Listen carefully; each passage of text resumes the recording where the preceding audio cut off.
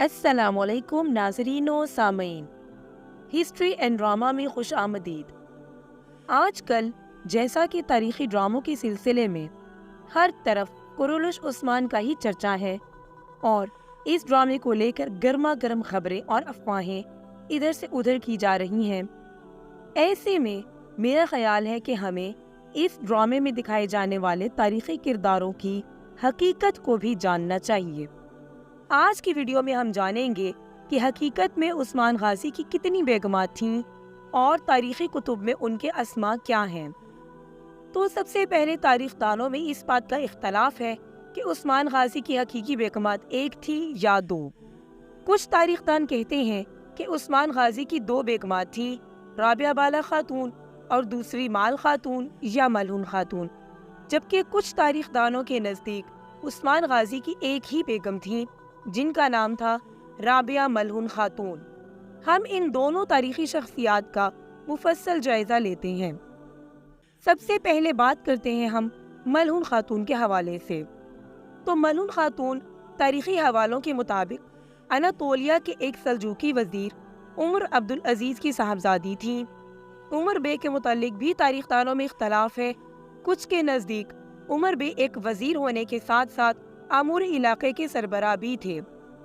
13ویں صدی کے بازنطینی تاریخ دان جارج پیچمرس نے آموری علاقے کے افراد کا ذکر کرتے ہوئے لکھا کہ آموریوں کے ساتھ ساتھ عمر بے کے بیٹے نے بھی عثمان غازی کا بازنطینی قلعوں کی فتوحات میں ساتھ دیا۔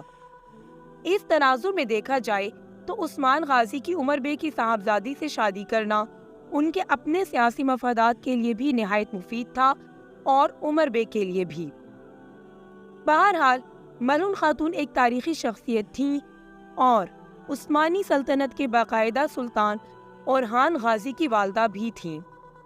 ملعون خاتون کے اورحان غازی کی والدہ ہونے کے حوالے سے مستند تاریخ دانوں کا اتفاق ہے۔ ان میں عثمانی تاریخ کے اہم ترین تاریخ دان عاشق پاشا زاد، میشری، رستم پاشا اور لطفی پاشا شامل ہیں۔ ملعون خاتون نے تمام جنگوں میں عثمان غازی کا ساتھ دیا اور کئی فتوحات میں وہ ان کے شانہ بشانہ میدان میں بھی نظر آتی تھیں۔ ملعون خاتون ایک ماہر تیر انداز، ماہر تلوار باز اور بہت دور اندیش خاتون تھیں۔ ان کا مجسمہ ترکی کے شہر اسکیشہیر میں نصب ہے۔ ان کی وفات 1326 میں سوت میں ہوئی۔ اب بات کرتے ہیں بالا خاتون کی۔ رابعہ بالا خاتون اناطولیہ کے ایک درویش صوفی شیخ ادب علی کی صاحبزادی تھیں۔ اس دور میں آہی تحریک بہت زوروں پر تھی، جس کا مقصد تھا کہ ہنرمند اپنے ہنر کے ذریعے عالم اسلام کی خدمت میں حصہ ڈالیں۔ شیخ ادب علی اور ان کے رفقا اس تحریک کے روح رواں تھے۔ عثمان غازی شیخ ادب علی کے حلقوں میں اکثر شرکت کرتے تھے اور بعض اوقات رات بھی وہیں بسر کرتے۔ ایک روز اسی طرح ان کے ہاں رات بسر کرتے ہوئے عثمان غازی نے وہ مشہور خواب دیکھا کہ ان کے سینے سے ایک درخت ابھر رہا ہے جس کی شاخیں 4 سو پھیل رہی ہیں۔ بیدار ہونے پر یہ خواب جب شیخ ادب علی کو سنایا تو انہوں نے عثمان غازی کو ایک عظیم سلطنت کی خوشخبری دی، اور پھر اس کے بعد انہوں نے اپنی صاحبزادی جن کا نام رابعہ بالا خاتون تھا ان کو عثمان غازی کے نکاح میں دے دیا۔ رابعہ بالا خاتون تاریخی کتب کے مطابق عثمان غازی کے ایک صاحبزادے علاء الدین کی والدہ تھیں۔ رابعہ بالا خاتون 1324 میں سوت میں فوت ہوئی، جبکہ ان کا مقبرہ بیلیجک میں واقع ہے۔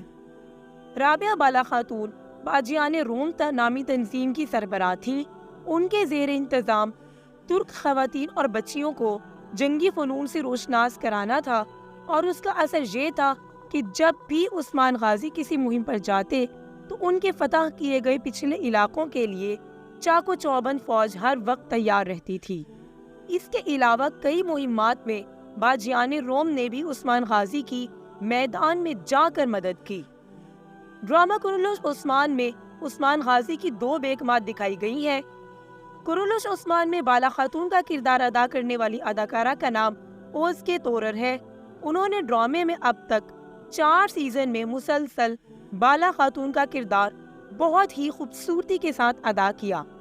اس ڈرامے کے حوالے سے انہیں بہترین اداکارہ کے طور پر کئی ایوارڈ مل چکے ہیں، جبکہ ملہون خاتون کا کردار ادا کرنے والی اداکارہ کا نام یلدیز چاغرے ہے، اور وہ اس ڈرامے میں سیزن 2 کے درمیان میں آئیں اور اس کے بعد سیزن 4 تک مسلسل ملہون خاتون کا کردار بہت ہی دبنگ انداز سے ادا کرتی رہیں۔ کرولوش عثمان میں ملہون کے کردار پر انہیں بھی بہترین اداکارہ کا ایوارڈ دیا گیا۔ امید ہے کہ آنے والے سیزن میں بھی ملہون خاتون اور بالا خاتون کا کردار دلچسپ رہے گا۔ ملتے ہیں اگلی ویڈیو میں۔